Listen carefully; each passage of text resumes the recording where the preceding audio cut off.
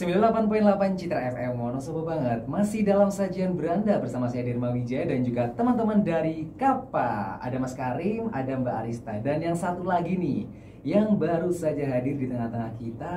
Ada siapa sih namanya? Silakan perkenalan dulu yuk. Halo, perkenalkan nama saya Anissa Fitriani. Saya alumni dari SMK Negeri 1 Wonosobo. Alamat saya di Kaliwiro. Halo Kaliwiro. Halo Kaliwiro. Dipanggilnya siapa? Anissa. Anissa. Iya. Oke, Mbak Anissa yang baru saja bergabung juga bagian dari Kapa ya. Nah, kalau boleh tahu nih dari Mbak Anissa dulu aja yang baru datang nih. Kenapa sih kok Mbak Anissa mau nih gabung dengan Kapa? Awal saya gabung di Kapa kan diajak teman. Ya. Nah, lama-lama tuh kayak asik gitu loh. Kapa tuh kegiatannya banyak, sangat bermanfaat juga. Selain bermanfaat buat diri sendiri sebagai relasi, Ya. juga bermanfaat buat orang lain. Kan di Kapa tuh banyak kegiatan-kegiatan sosial gitu. Jadi menurut saya kalau misalkan kegiatannya itu positif, pasti menyenangkan gitu. Oke, dan mungkin nih untuk Sobat Citra yang baru saja bergabung bersama kami, penasaran kan dalam sajian berada kali ini ada teman-teman dari Kapa. Nah, Kapa itu apa sih? Mau untuk Derma ingatkan ya, mungkin untuk Anda yang baru saja bergabung, monggo silakan Mbak Mas, kira-kira Kapa apa sih sebenarnya Kapa? Jadi Kapa sendiri adalah komunitas yang beranggotakan pelajar mulai dari SMP dan SMA sederajat di Kabupaten Wonosobo. Dan Kapa sendiri itu berperan penting membantu Yeah. pemerintah dalam mensukseskan program P4GN atau pencegahan, pemberantasan, penyalahgunaan dan peredaran gelap narkoba. Oke, jadi ada tujuan dari Kapa adalah P4GN. Nah, apa sih jadi P4GN itu sebenarnya apa? Mas Karim silakan. Jadi tujuan Arista. dari Oke, Arista, P4GN adalah pemberdayaan segenap potensi yang ada di lapisan masyarakat agar secara sadar melakukan gerakan untuk menentang atau menolak penyalahgunaan dan peredaran gelap narkoba. Penyalahgunaan narkoba ya. Nah, jadi apa sih kira-kira apa saja yang termasuk dalam narkoba? Jadi narkoba itu apa? Nah, silakan Mas Karim mungkin. Oke, jadi narkoba itu ada berbagai golongan ya. Ya. Golongan satu itu narkotika golongan satu seperti ganja, opium, dan tanaman koka sangat berbahaya jika dikonsumsi karena berisiko tinggi menimbulkan efek kecanduan. Ya. Jadi itu yang menimbulkan kecanduan dari narkoba. Terus ada narkotika golongan 2. Sementara narkotika golongan 2 ini bisa dimanfaatkan untuk operasi di medis lah gitu. Oh. Tapi kalau narkoba ini disalahgunakan oleh orang-orang tertentu. Oleh oknum-oknum ya, Ya, Mas, ya? oknum-oknum itu. Mm-mm. Jadi golongan yang ketiga itu golongan 3 memiliki resiko ketergantungan yang cukup ringan dan banyak dimanfaatkan untuk pengobatan serta terapi. Jadi narkoba itu yang golongan 3 ini untuk terapi. Ya. Untuk terapi penyembuhan, misalkan habis operasi itu kan penghilang rasa sakit gitu.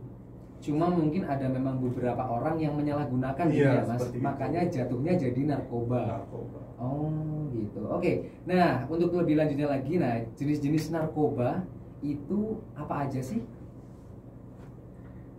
Nah, itu kan tadi yang sudah dijelaskan Mas Karim, itu jenis-jenisnya, mohon maaf.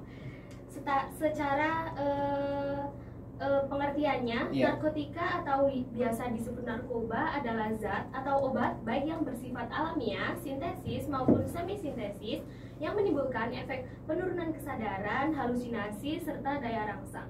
Sementara menurut Undang-Undang Narkotika Pasal 1 Ayat 1 menyatakan bahwa narkotika merupakan zat buatan ataupun yang berasal dari tanaman yang menimbulkan efek halusinasi, menurunnya kesadaran, serta menyebabkan kecanduan.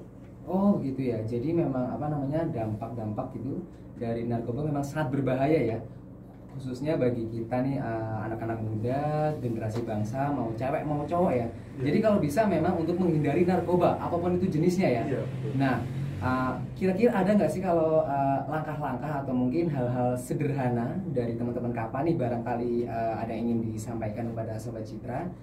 Mungkin untuk anak-anak muda nih khususnya ya, kira-kira untuk menghindari atau bahkan pokoknya jangan sampai deh kita menyentuh yang namanya narkoba itu gimana sih kira-kira? Kalau dari Kapa sendiri, ada banyak kegiatan yang ditujukan kepada masyarakat atau generasi muda seperti teman-teman kita gitu. Yang pertama, kita menyebarkan pamflet berupa apa sih itu narkoba, apa itu dampak negatif dari narkoba, seperti itu.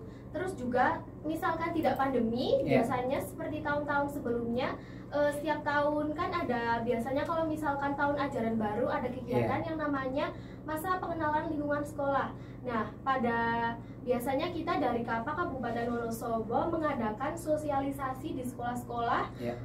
Misalkan kita sosialisasi tentang narkoba gitu. Nah, jadi itu sasarannya pelajar gitu. Oke, tapi karena mungkin situasinya masih COVID seperti ini, jadi mungkin tidak langsung terjun ke sekolah-sekolah ya. Jadi mungkin lewat sosmed gitu? Sosial media. Oh, lewat sosmed. Oke. Nah, selain itu juga kita untuk pencegahan narkoba, pencegahan COVID ini semakin besar, KAPA juga berperan penting loh.